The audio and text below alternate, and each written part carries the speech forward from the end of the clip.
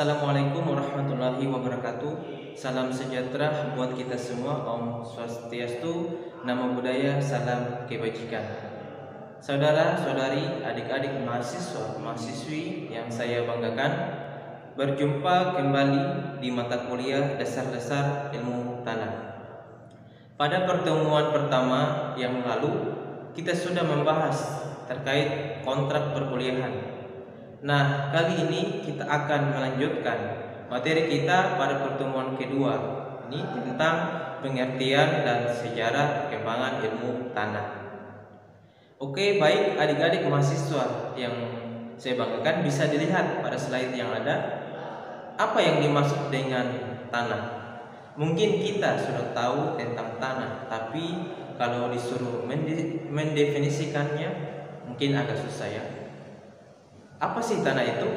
Tanah itu adalah suatu tubuh alam yang terdiri dari lapisan-lapisan dan tersusun atas komponen padatan, gas, dan cairan dengan karakteristik yang bervariasi akibat perbedaan kondisi topografi, iklim, batuan induk, dan aktivitas organisme.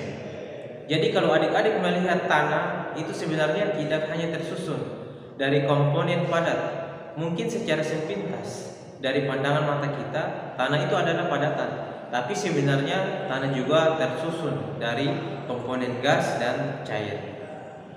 Tanah itu mengalami variasi akibat kondisi perbedaan topografi, kondisi iklim, dan batuan induk dan aktivitas organisme.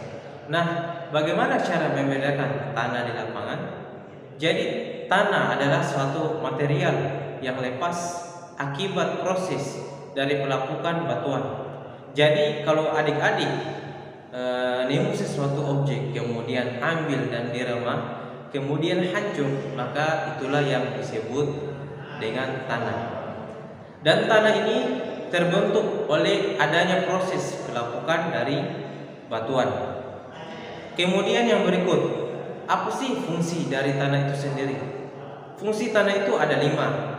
Yang pertama, sebagai medium for plant of growth atau tempat media dari tanaman untuk tumbuh dan berkembang.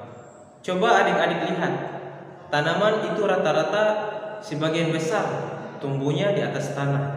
Paling hanya beberapa porsi saja tanaman yang hidup di atas air. Jadi hampir semua makhluk hidup di atas tanah, dan semua yang dimanfaatkan oleh manusia dan makhluk hidup untuk memenuhi kebutuhannya itu hidup di atas tanah. Makanya tanah itu sangat penting sebagai media tanaman untuk tumbuh. Yang kedua adalah habitat for soil organism atau habitat bagi organisme tanah, contohnya seperti cacing, tikus, dan mikroorganisme lainnya yang hidup di dalam tanah. Selanjutnya yang ketiga yaitu water supply atau purification. Ini adalah untuk memfilter secara alami dari pencemaran. Jadi misalkan ketika ada air yang jatuh ke tanah, tanah itu akan memfilter secara alami. Jadi ketika sudah difilter, maka menjadikan airnya jernih kembali dan bisa dimanfaatkan kembali oleh makhluk hidup. Yang keempat adalah engineering medium. Engineering medium ini untuk apa? Yaitu untuk sebagai tempat manusia bisa beraktivitas. Manusia membangun rumah di atas tanah, hotel dibangun di atas tanah, mall dibangun di atas tanah, semuanya di atas tanah. Jadi tanah itu sangat penting bagi manusia, khususnya dalam pembangunan. Yang kelima atau yang terakhir, tanah sebagai recycling, nutrient and organic waste, atau sebagai tempat mendaur ulang berbagai macam nutrien dan juga sampah-sampah organik di alam. Jadi misalnya ada sisa-sisa tanaman atau hewan yang mati, maka tanah berfungsi untuk mendaur ulang.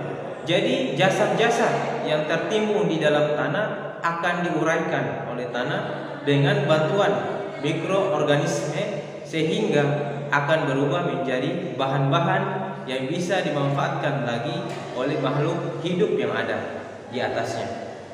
Itulah kelima fungsi dari tanah. Selanjutnya, pengertian ilmu tanah. Tadi kita sudah mengetahui tentang tanah, sekarang kita akan mempelajari ilmunya atau biasa yang kita sebut dengan ilmu tanah. Ilmu tanah adalah suatu pengkajian terhadap tanah sebagai sumber daya alam. Ilmu ini mempelajari berbagai aspek tentang tanah seperti pembentukan, klasifikasi, pemetaan, berbagai karakteristik fisik, kimia, biologi, kesuburan sekaligus mengenai pemanfaatan dan pengelolaan tanah. Dalam belajar ilmu tanah ada dua cabang besar, yaitu edapologi dan pedologi yang nantinya akan diikuti oleh cabang kecil lainnya. Apa sih edapologi itu? Kajian edapologi mendefinisikan tanah berdasarkan peranan tanah tersebut sebagai media tumbuh tanaman. Kemudian edapologi juga mempelajari tentang kesuburan tanah sebagai pendukung kehidupan makhluk hidup. Yang berikutnya, beberapa contoh dari cabang ilmu edapologi adalah kesuburan tanah, konservasi tanah dan air, pupuk dan pemupukan, ekologi tanah dan bioteknologi tanah. Kemudian pedologi. Apa sih pedologi itu? Mendefinisikan tanah berdasarkan dinamika dan evolusi tanah secara alamiah. Dalam pedologi juga mempelajari tanah sebagai objek atau fenomena geologi. Beberapa contoh dari cabang pedologi adalah tentang fisika tanah, kimia tanah, biologi tanah, morfologi tanah, dan yang lainnya.